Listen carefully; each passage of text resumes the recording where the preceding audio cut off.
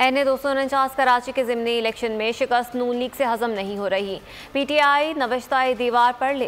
Peoples party Punjab के रहनुमाओं की press conference. कमर ज़मान कायरा ने कहा, TV चैनल्स पर बैठकर कामयाबी के दावे करने और ज़मीनी हक़ाइक़ में बहुत फ़र्क है। चौधरी मंजूर ने कहा, हल्के के अवाम ने मौके परस्तों और तासुबगर्दों को मुस्तरद कर दिया।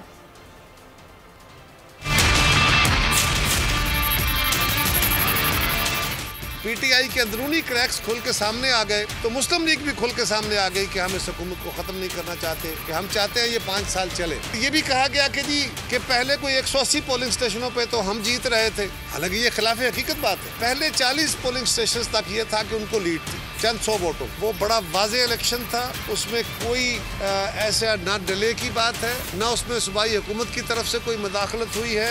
सारा दिन मीडिया उस इलेक्शन को एक एक पोलिंग स्टेशन को कवर करता रहा। किसी चैनल पे, किसी पोलिंग स्टेशन पे किसी बेज़ाब्तगी की कोई इतला नहीं है। खिलाफ हकीकत एक नारेबाजी शुरू कर दी गई कि हमसे इलेक्शन चोरी हो गया, डस्का 2 हो गया, फलान हो गया। अगर हमारे साथी हमारे साथ होते तो अब तक हम इमरान खान की हुकूमत का मुल्क भर से खात्मा कर चुके होते।